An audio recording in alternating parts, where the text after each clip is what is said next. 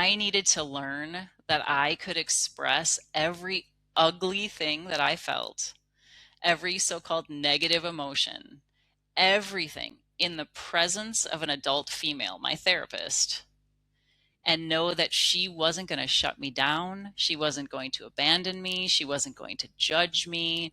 She wasn't going to tell me, oh, you're too sensitive. She wasn't going to shame me for feeling. And I think that if we can just get everyone to realize that it's that shame, that dreadful shame we carry around for actually having feelings, that, like we always talk about, it's not our parents' fault. They did the best they could. They didn't have this knowledge. They didn't have this training.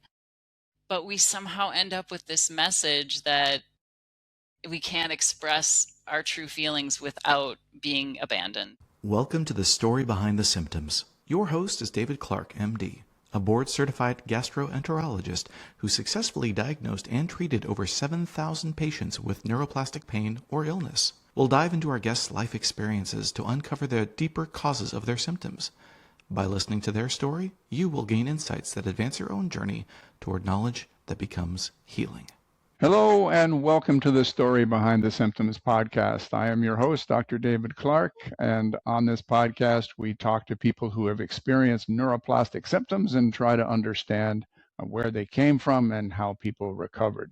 My guest today is Sara Haber, and please introduce yourself, Sara. Thanks, David. I appreciate it. Yes, as you said, my name is Sara Haber. I was completing my PhD, actually, which I had conferred in January of this year. And my topic of interest was chronic pain, funny enough. That's appropriate.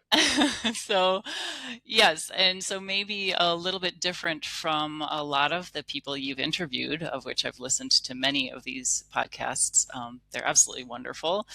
But unlike many of the people that you've interviewed, I had a lot of information based on the science. And so when I was writing my thesis, I live in Europe where a dissertation is called a thesis for your PhD.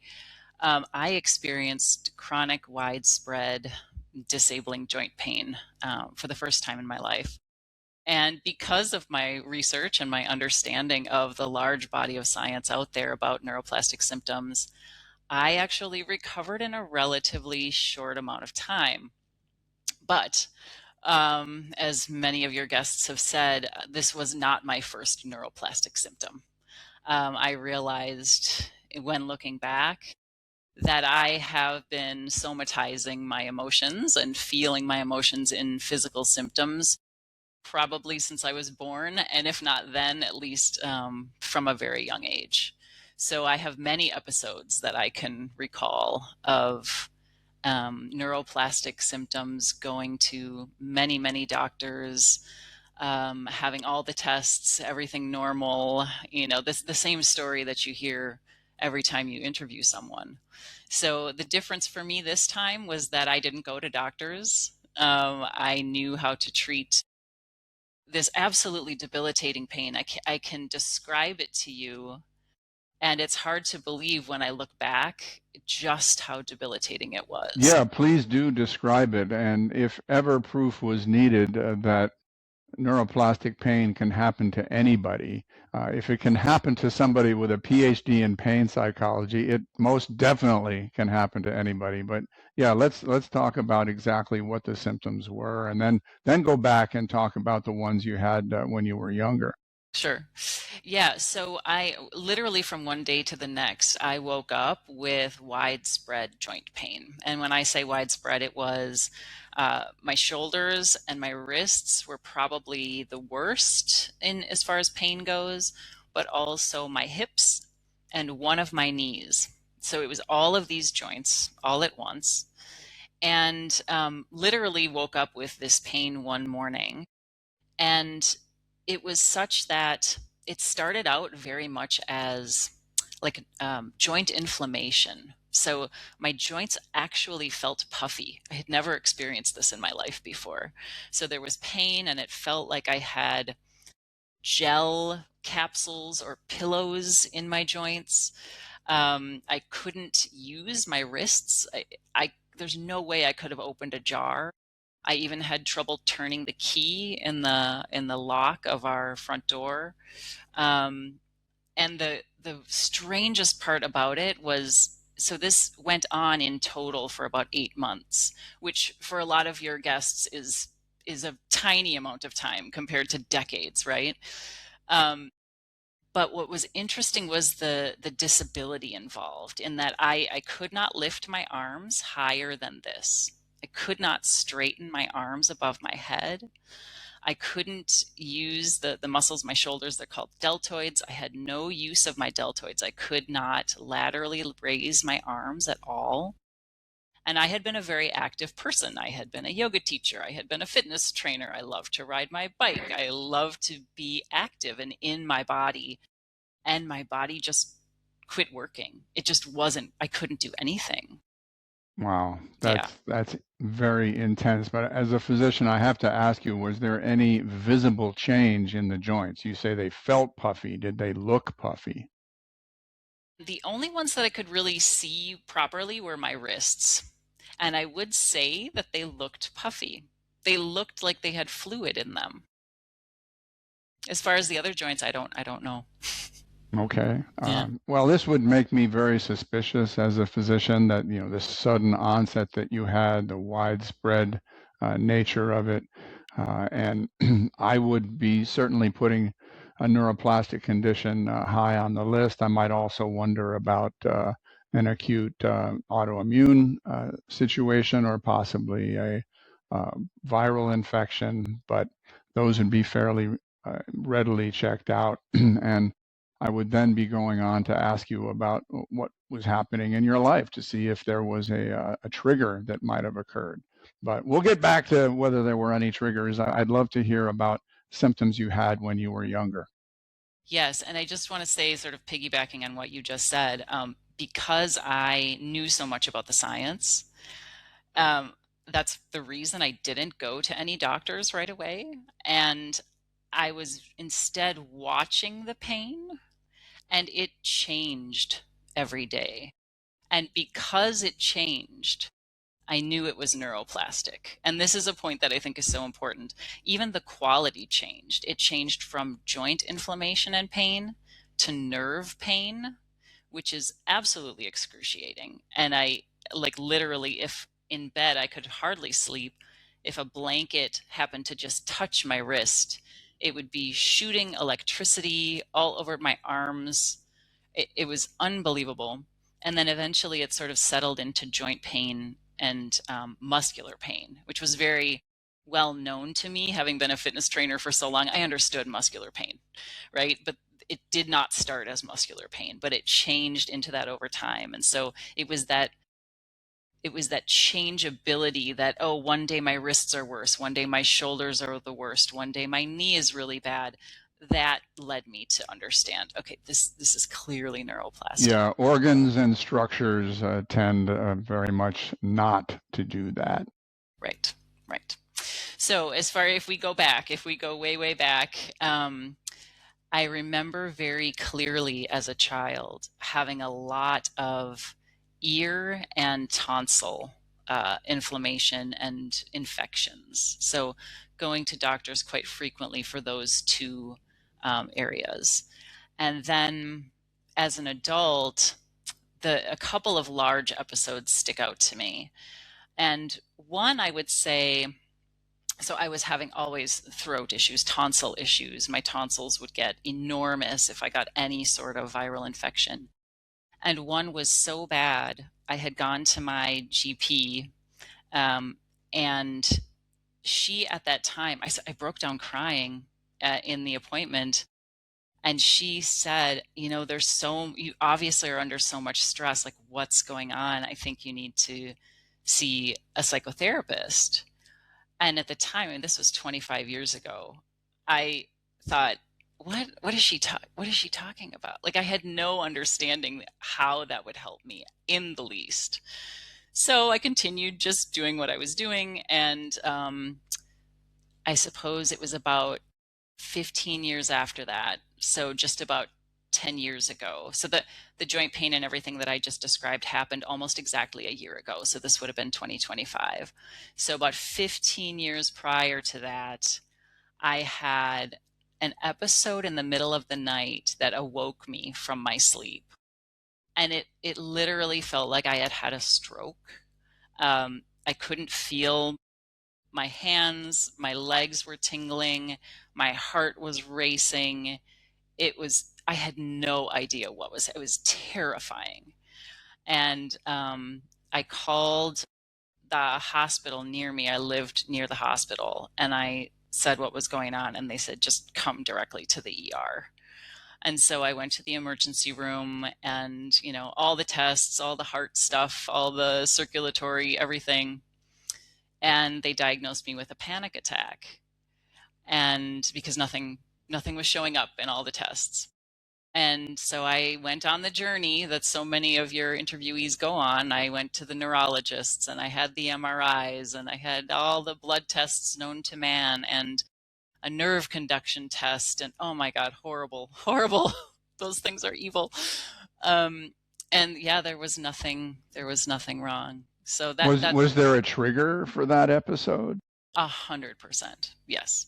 For all of these episodes. I mean, all of them. I mean, I know from the most recent episode, it was very obvious what the triggers were. All And right. when I Well, look let's back, talk about those. yeah, Let's talk about what the triggers might have been, because we don't talk about triggers enough. It's something that every healthcare professional should know about looking into, and it's something that every patient who suffers from this should be aware of.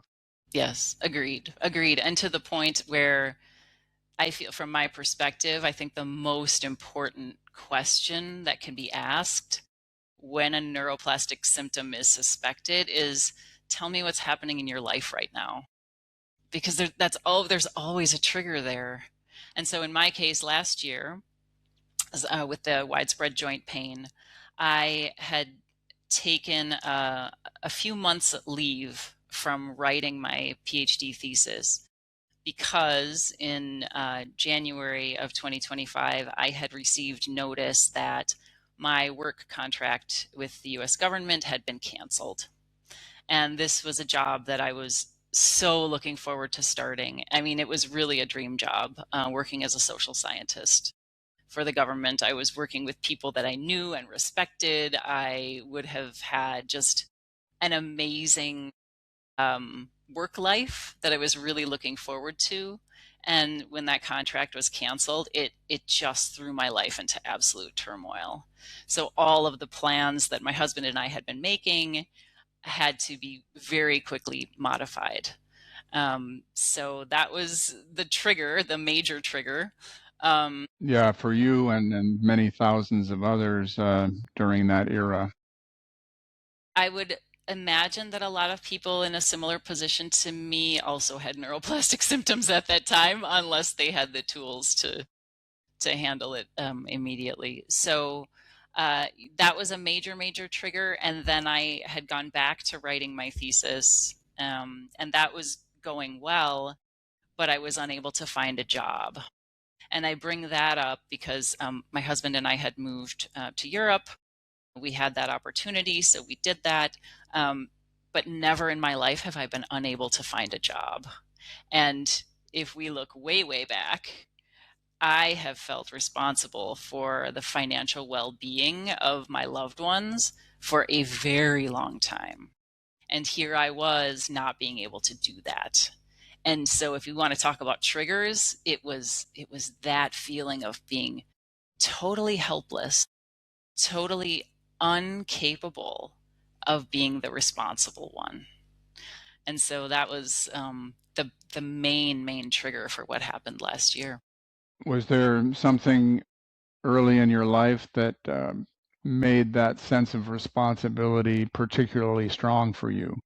Yes, there was, absolutely. And this is the part that I find so interesting, the whole neuroplastic bit, right? So our brains obviously develop in our close attachment relationships. When we're growing up, our brains are growing up, but they're growing up based on our relationships with our close family members.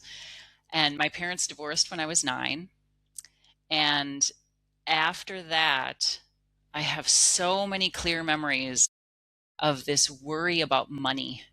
How are we going to pay the bills? Where's the money going to come from? It was just sort of always there in the atmosphere. And unless a child is told directly, explicitly, this is not your worry, you do not need to be concerned about this, mom and dad are handling it in the best way they can, whatever, just some information to let me know as a 9-year-old, this is not my fault, this is not my responsibility. But like, Children feel responsible. If there are bad things going on in the household, children will usually try to fix those issues, and they yes, will take that upon themselves. They perceive themselves to have a lot more influence and power and capability than they actually do, and they can feel pretty negatively about themselves when they fail to solve those problems. yes. Can I also ask if, obviously divorces happen after some issues that have gone on for some time. Were you aware of those issues in a way that you might have felt like it was your task to help your parents' marriage, or did it come as a complete shock when they divorced? No, I wouldn't say it came as a shock. um it was there was so much arguing and so much fighting and just a lot of emotional chaos. And this is the piece that also I think isn't talked about enough when we talk about adverse childhood events or ACEs, that it's not necessarily the adverse event like divorce itself. It's, I think Gabor Mate talks about this quite eloquently. It's who was there to help you unload your emotions as a child when this massively emotional thing was happening. And so in my case, yes, my parents fought all the time. I felt like you said, as children, we think everything is our responsibility, everything is our fault, it's all about us. It's because our brains are not fully developed yet, so we cannot understand that it's not all about us. So I felt it was my fault, it was my responsibility to make things better. I couldn't make things better. But when the divorce actually happened, and during all this scary fighting, which I thought was my fault, where could I turn to feel scared and to, have my emotions held by someone?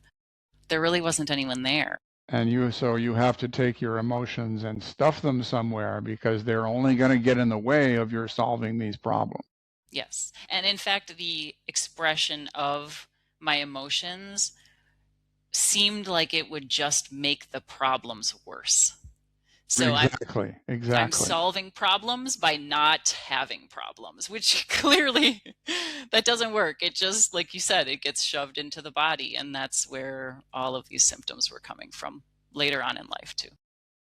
Yeah, and it's important for people to recognize that the personality traits that are commonly associated with neuroplastic symptoms also typically derive from this kind of experience, that you are trying to be the perfect child. You are um, witnessing uh, problems in the household and feeling responsible and therefore likely to be highly self-critical. Your focus on the needs of others is so strong that you tend not to take time for playing as a child should, take time for personal joy. And that carries on into the adult years. Had Yes. you observed those traits in yourself? What's interesting is that, so you're 100% correct. And the way to feel valued in my household was to achieve. So if I achieved, then I could be seen. And, we all have the need to be seen and heard and valued and loved.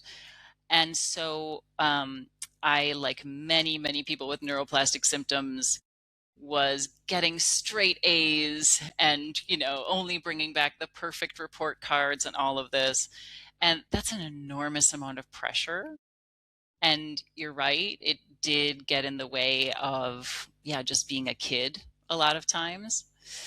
And so what's interesting is that while my father died when I was 25, and that was the trigger for the first episode where my GP said, I think you should see a psychotherapist. And I had no idea what she was talking about because I had no idea what grief was.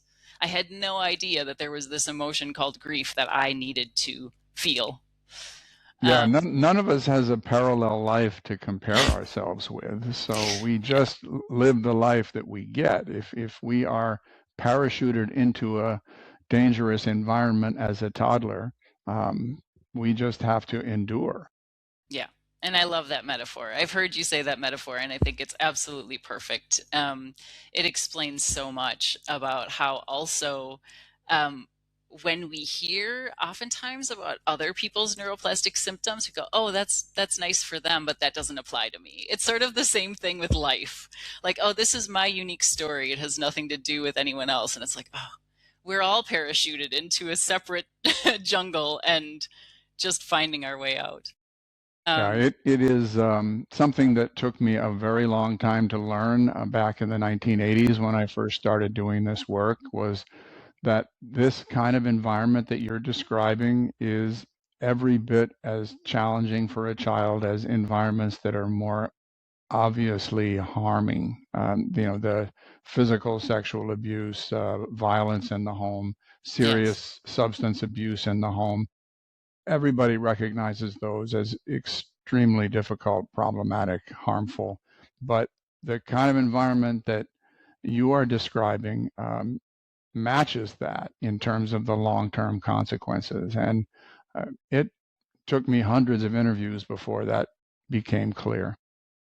Yeah, absolutely. And I agree with you. I feel like when I first learned about ACEs or adverse childhood experiences, I thought, okay, so I had, the divorce of my parents at age 9, and my father died really before my brain was fully developed. I think we really don't stop developing our brains until 27, 28. So I really was still an adolescent in as far as like neuroscience would say. Um, but I didn't understand that emotional neglect, or as I love Dr. Bruce Perry, the way he talks about it is relational poverty. I think that's a Yeah, really lovely way of saying it. I often That, refer to it as an emotional desert. yes, an emotional desert. And that seems to be the common thread under all of the other aces. So if you have someone who can help you feel your feelings and sit with you while you suffer and sit with you while you grieve the loss of a parent or even the loss of a pet or a friend or what have you, that's a very different experience. And it doesn't necessarily have to have the same long-term impact on your central nervous system because you can feel those feelings. And so I just want to get back to what you had asked me previously about not being able to just have fun, right? Having to sort of be the perfectionist or work hard to be responsible. It wasn't until my father died that I fully swung into I have to make everyone else's life better mode. And so it was like I had contained it for my father. Like, okay, if I can just make him happy, right? By achieving and by doing a job that he respected and by making him proud of me. But then when he was gone, it's like I needed the world to fill that gap. Oh, how can I make everyone else's life easier?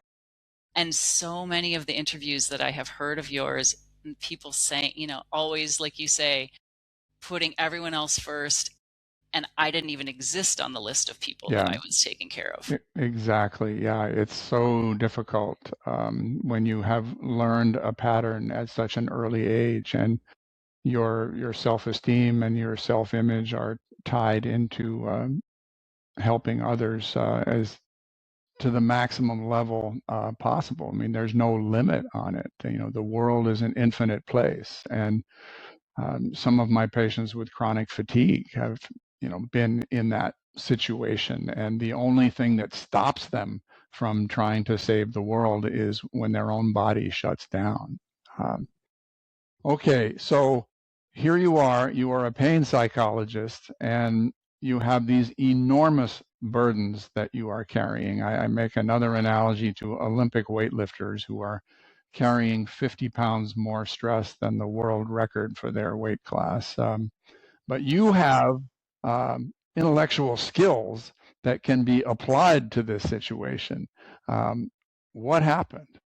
Yes, I just want to correct you quickly. I'm not a pain psychologist, Okay. but my topic was chronic pain. I was actually in a physiotherapy department. Okay. So I was in an allied health department, but no, I'm not a pain psychologist. Just want to clarify that.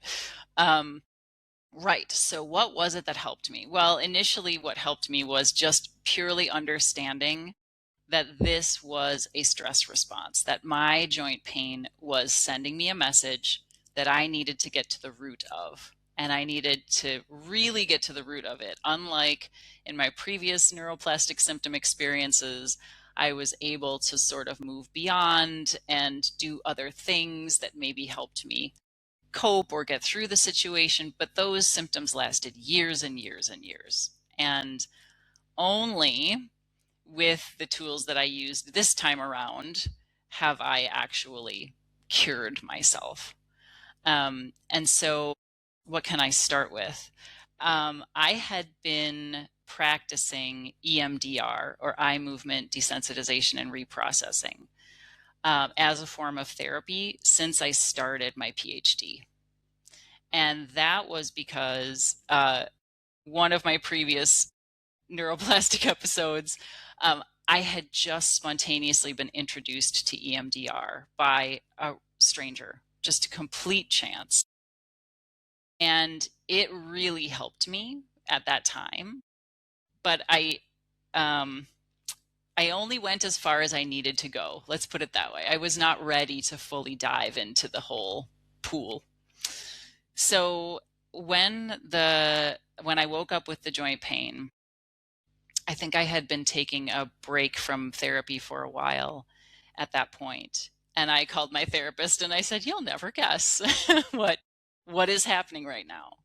And so I doubled down on digging into the emotional past that had led to my present situation being a trigger. And that Francine Shapiro, who actually discovered and then fully developed EMDR therapy, I think she's so good at explaining how when emotions are not felt and allowed to be felt in the moment, the past is present. And that's what EMDR therapy helps to do, is to process those original emotional memories, which have sort of become stuck. And so that's what I did. That's all I did. I couldn't do anything else. I couldn't do yoga. I couldn't even sit on my mat. I couldn't get up afterwards. If I could sit on the floor, I could not get myself up. Um, I had gone to my doctor about 5 months in, and this is a new doctor because we had moved to Europe. I had totally new healthcare system, everything. And I had specifically told him, here where I live, they use the word psychosomatic and instead of neuroplastic. And I said, I have psychosomatic pain and I'm working with a therapist, but I still don't have full use of my arms. I would really like a referral to physiotherapy just to help me release some of the muscles in my shoulder. I knew which muscles they were. I'm highly trained. I understood. I just couldn't do it myself. And for me, it was an act of showing myself that I could ask for help, which was really important because, as you know, a lot of people with neuroplast, we're going to do everything ourselves. We can do it all, you know. And unfortunately, this guy matched the qualitative literature that I had spent 4 years studying. And he didn't listen to me. He didn't honor my request. He gave me a referral to an orthopedic specialist, even though I told him that wouldn't help me. This was psychosomatic. I would not use that referral. And so I never went to the physiotherapist and I never went to another doctor. Well, yeah, the European doctors are supposed to be a little bit ahead of us in this regard, but clearly not always. Not everyone, yeah. Okay, so what were the ideas that made the difference for you? Mm-hmm. Well, let's go back to about 2011 because that's when I first was exposed to Dr. John Sarno's books. And I had read The Divided Mind, which I think a lot of people don't talk about. They talk about healing from back pain or whatever the back pain books are. Um, but I had read The Divided Mind and I could fully understand what he was talking about there. But it was only an intellectual understanding, if you will. Um, then I was introduced to EMDR in about 2015, and reading Francine Shapiro's books also solidified for me, oh yeah, there's a lot more emotional stuff here in my past than I realized. So it was the ideas that we've been talking about in this interview, that more insight into those connections. More insight into those connections, and I would say also what supported me was interviews like the ones you do, but I didn't find you until after I had heard about Nicole Sachs and her The Cure for Chronic Pain podcast. And so I had been listening to various of her podcasts. And again, it was confirmation. Like that's what I needed. I needed the support of other people's stories to say, I am on the right path. I fully believe, right? I had no doubt in my mind that this was neuroplastic, that this was based on my emotional past, that I was on the right path, that I had the right support. And I just had to trust myself that I was going to be okay. And that this is something that I don't know if this is a bridge too far to talk about, but in the original episodes in my childhood, and I think this would be consistent, but I have not studied this yet and I would love to. The whole point of developing symptoms was to maintain a relationship with my caregivers. Like I'm not getting the care I need emotionally, but I know that if I get tonsillitis, at least they'll take me to the doctor. So there was the attention and the care. I was getting care. And I knew that as long as I didn't get angry with them and I didn't express my hatred at them for fighting all the time and all those things that children just cannot do, I knew that they wouldn't abandon me. So it was like this way of maintaining my attachment relationships. Yeah, So that's unbelievable pressure. unbelievable pressure. And I brought that pressure into last year. So here I am married. I love my husband. He's extremely supportive, but my body was convinced that if I expressed the rage that I felt over having to leave, this dream job and move back to the city where all my friends and family live and be so disappointed that we had to come back to Europe and live in a place I don't really like. And if I expressed all those feelings, my body was convinced that he would leave me. But that is not based on present at all. It's fully based on what I learned as a child.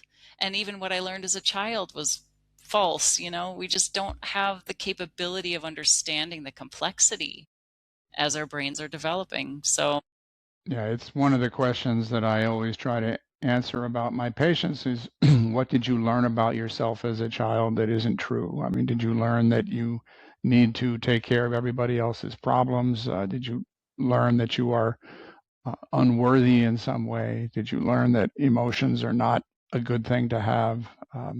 And it's also true that as adults, one of the most difficult challenges is to feel negative emotions about people that you still care about. yes. How were you able to cope with that in some way that you might have, as you've already mentioned, tremendous amounts of anger at both parents that had been repressed for a long time, but now it's knocking on the door. How were you able to cope with that? Because that's a Yes. huge challenge for my patients. That is a huge challenge. I would say it's maybe the challenge is realizing that you can be absolutely furious at someone and still love them. And that I would say is maybe the purpose of psychotherapy that is focused on childhood trauma. is the way that I put it is I needed to learn that I could express every ugly thing that I felt, every so-called negative emotion, everything in the presence of an adult female, my therapist, and know that she wasn't going to shut me down. She wasn't going to abandon me. She wasn't going to judge me. She wasn't going to tell me, oh, you're too sensitive. She wasn't going to shame me for feeling. And I think that if we can just get everyone to realize that it's that shame, that dreadful shame we carry around for actually having feelings, that, like we always talk about, it's not our parents' fault. They did the best they could. They didn't have this knowledge. They didn't have this training. But we somehow end up with this message that we can't express our true feelings without being abandoned, without being ashamed. Yeah, So it's that's what I experienced. such an enormous flip when you're finally able to um, feel those emotions consciously and put them into words. As I often tell my patients, the more they're able to put it into words, the less those emotions need to go into the body and cause symptoms. Yes, absolutely. And I think that's where I did actually start using Nicole Sachs's journal speak as just sort of a maintenance method. Like, I know there's stuff in there if I ever feel agitated. I know there's a lot more stuff in there than I want to admit. And just getting it on the page is so, so helpful. And it is transformative. And I think that's what a lot of people don't realize unless they experience it. When you put all your screaming tantrum on the page, it changes and you no longer feel that way anymore. It's like getting it out. It's like if you had an emotionally regulated adult as a kid, you have a tantrum, and then a minute and a half later it's over because someone is sitting with you, and that it feels better after you let it out. And I'm not saying going out in public and hurting other people. I'm saying putting it on the page in front of you and just realizing that, yeah, I have those feelings and it's okay to have those feelings, and now I feel better. Yeah, it's a crucial transition that's not easy to do at all, and people deserve tremendous credit for being able to accomplish that, because you're basically learning an entirely new way of living and thinking and feeling than you ever had before. And it's not easy to do in midlife when your brain is wired in a different way. What about the ability to take time for your own joy? That's a critical, essential human skill for my patients. Did you find that you're now able to put yourself on the list of people you take care of? Yes, and it has been a process. It has really been a process. I've been very aware of the tendency to put other people first. And even as far as career goes, it's very easy for me to choose something that makes someone else's life better versus something that really fulfills me just in the doing. And so that's been a big learning experience for me as well. But identifying what I like to do just for me, just for fun, just for not having a result come out of it, that has been one of the hardest things I have ever done. Yeah, It's you would astonishing think to it me. would be easy. I mean, I tell my patients, I want you to go out and learn how to play, and if you gave me a couple hours a week to just do something to play, I can think of all kinds of things to do. But people who have never done this, it's a huge challenge, not least because of the guilt that they feel while they're doing this. Yes, the guilt. And for me, it was the feeling of something has to come out of this. Like there has to be a result. There has to be a product. There has to be something showing that it's the achievement thing that I grew up with. But play isn't about achievement, enjoying myself. Life shouldn't just be about achievement. There has to be a joy in the doing. And yeah, that's been a real process. So I've been trying everything. Music is one of my favorite things in the world. So I spend a lot more time now just deeply listening to music. Comedy, watching comedies, one of my favorite things ever. Specifically and intentionally making time to do those things pretty much on a daily basis. Uh, it just makes my life 1,000 times better. And I'm not Yeah, constantly obsessing about like, oh, how can I create something that helps other people all the time? yeah. Well, you can always fool yourself a little bit and say, this is productive because it's good for my mental health. Yes, yes, exactly. Which it is, true. Absolutely. Yeah. Okay. And then another transition that many of my patients are able to make eventually is that when they experience symptoms in the future, they are able to immediately use that as a form of communication that their mind is in a state of distress and to try to figure out what that distress is. And that turns whatever the triggers are into useful information instead of a cause of disease. Yes. Have you been able to make that transition where if symptoms crop up, you use them to look at the environment you're in and events that are happening? 100%. 100%. I mean, literally ever since I woke up a year ago and my joints hurt. I haven't been to the doctor for a symptom since then because once identify the triggers and I write about it and I sit with myself and I have conversations with myself, the symptoms go away. I mean that again, it's like being the adult with the regulated emotions in the room. Like, oh, I'm sitting with the younger me who's feeling something big and scary, and then it goes away. So I'll share just one example of that. So you've heard of rosacea? Yes. Yes, and Skin rash for our viewers. yes, skin rash, and sometimes very, very bright red cheeks, and sometimes peely. They look like acne, but they're not acne. And I had been getting these on my face, in particular my cheeks, sometimes my nose, um, when I would do certain things. So if I would be, I don't know, having a conversation with someone about something personal. Um, I had just presented my case study actually at a psychosomatics conference, and I was practicing my presentation with a friend of mine. And it was like my cheeks were on fire. I mean, just so bright red. And I know that rosacea is also neuroplastic.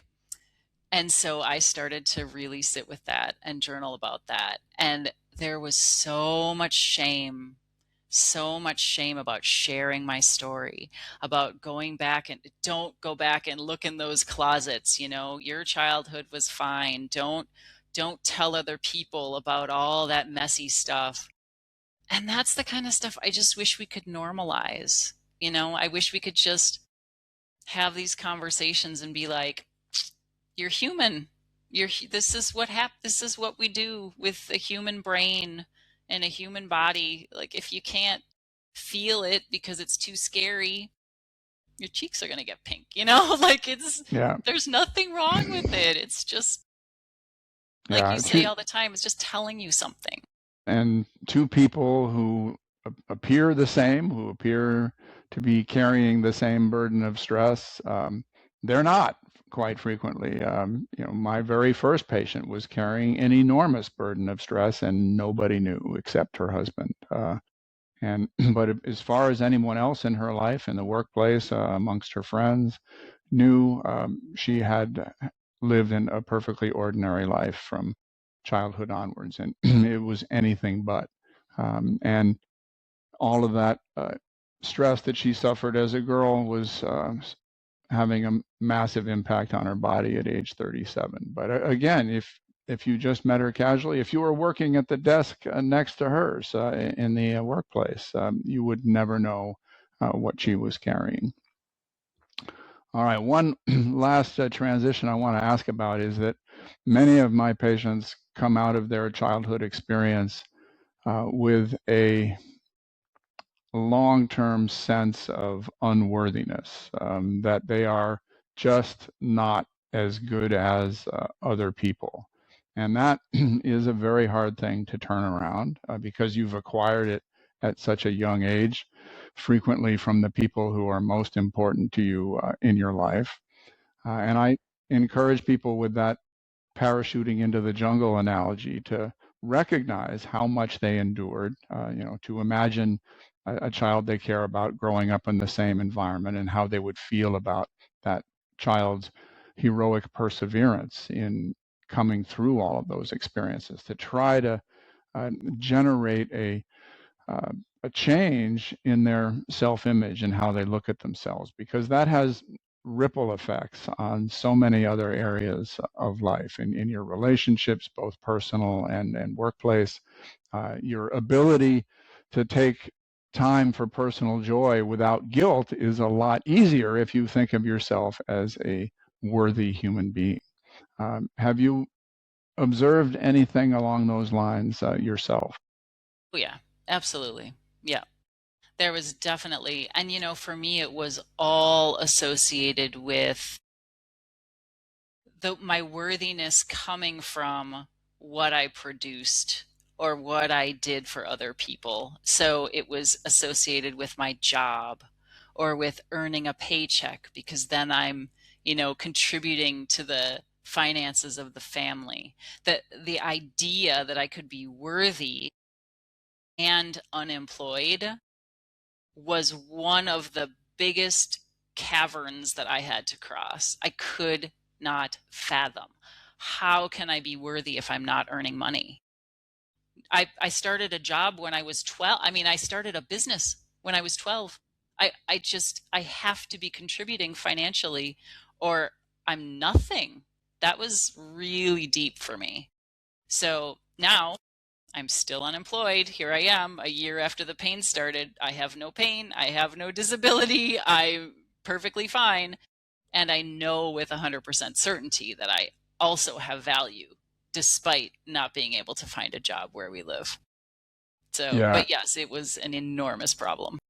Well, you've done this in an incredibly short space of time, especially considering where you started out. I mean, these um, are neuroplastic changes in the brain that are, I don't know, like learning to pole vault from scratch. I mean, when you learn to pole vault, it's an enormously difficult task. You have to do 10 things correctly to make it happen. And a tremendous amount of neuroplasticity has to take place before you don't hurt yourself. And if you get even 9 of the 10 correct, you're still likely to hurt yourself. And yet, you know, that transition is something that you have managed to do in a short space of time, and should give yourself tremendous credit for pulling this off, because it's something that any human being struggles with. Yeah, thank you for that. I appreciate that recognition. And I just also want to say I mean, it's been decades in the making, I mean, I've been studying this and learning it intellectually for 20 years. So it wasn't new information to me. It was just a new embodiment, let's say. Like I was in a supportive relationship. I can't stress this enough. I have an incredible partner who supported me through all of this and let me be completely broken down on some day. I mean, the emotions were huge, David. I can't stress this enough. But I had a safe place for them in my relationship. A lot of people don't have that. And I also had an amazing therapist who was also extremely supportive and not trying to get me to change and focus on my beliefs and change this. And she was simply a supportive presence who understood that she needed to relate and support me in a way that I Yeah. needed. And I couldn't have done it without that. If it was just me, or if I had, several children and I was a single mother, I don't know how many people are able to do this work. I was in a very privileged position. Yeah, that support makes such a difference, and the style of psychotherapy that you had also is the difference between helping people cope with their symptoms and helping people relieve their symptoms. Bingo. Yep. It reminds me also that many people who grow up in environments where they are needing to be highly supportive of the adults around them have a tendency to choose partners that need that kind of support as well. And those that, they choose people who have problems or issues or that are demanding of support, and the relationships end up quite unbalanced. And that's, uh, as you can imagine, a perfectly natural place to end up when you have learned that that's your role in life, is to be supportive of other people and fix other people, to wind up in close personal relationships where you're doing exactly the same thing. So finding somebody and feeling worthy of somebody that gives back to you as much as you are giving to them is really difficult to pull off, based on talking to a lot of people. So um, that was another accomplishment that goes against what you learned as a kid. Yes, absolutely. And I can tell you with 100% confidence, if I hadn't already had that first experience with a very good EMDR therapist prior to meeting my husband, I wouldn't have recognized that I deserved someone so supportive. So you're absolutely correct. All of my previous relationships, it was like I was looking for the people who needed the most support, you know? And without having healed that belief and that feeling that I had that I have to help everyone else, um, it never would have happened. I never would have been able to find someone who is so amazing. Yeah. Yeah, one of my patients didn't find that person until he became her husband number 5 at age 54.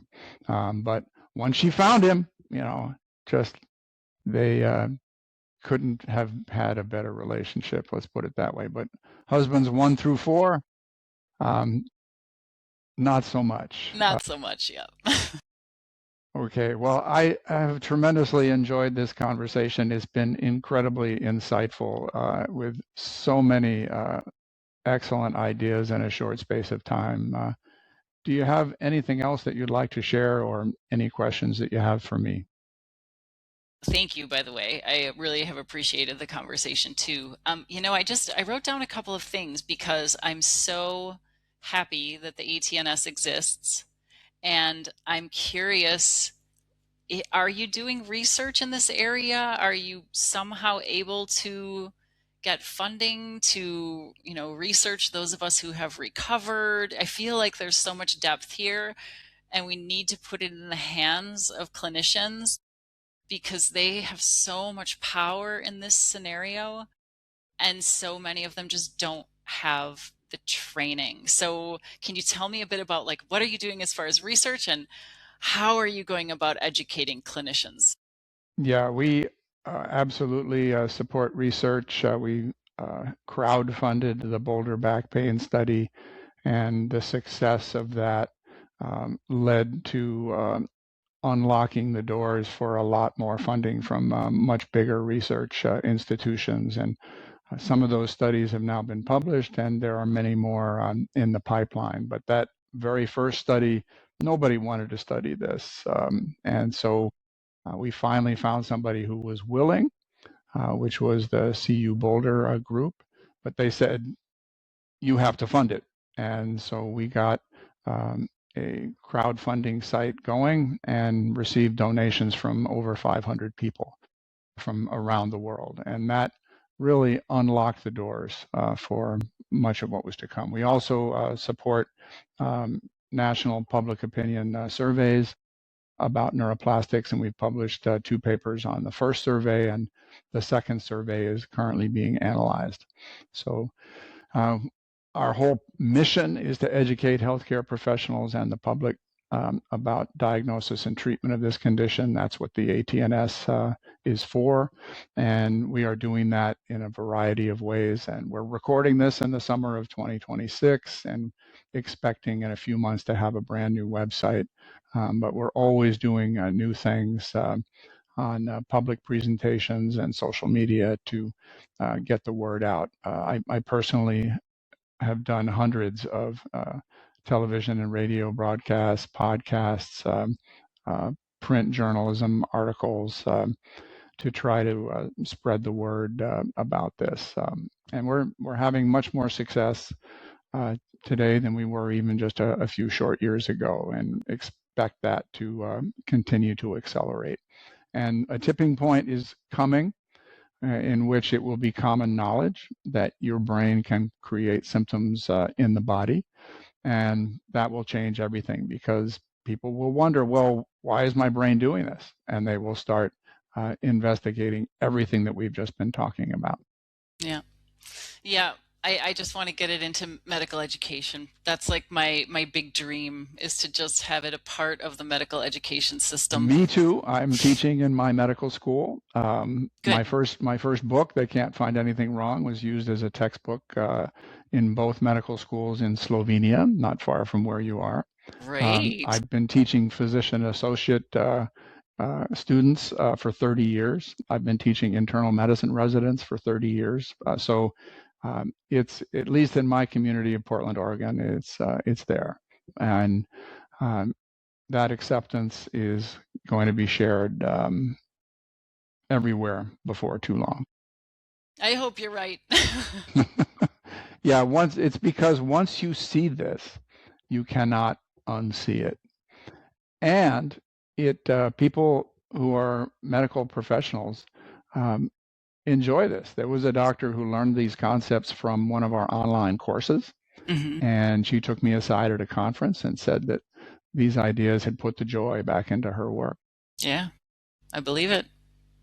Yeah, and it allows clinicians to connect with people again instead of treating symptoms. Do you know, like being a human with another human instead of investigating a car like a mechanic. It's just a different way of being, I feel like. Yeah, you can look at the patient instead of your keyboard and your screen. Yeah, good point. All right, Sarah, thank you so much. This has been incredibly enlightening, and I'm very grateful to you. Thank you. I'm grateful to you as well.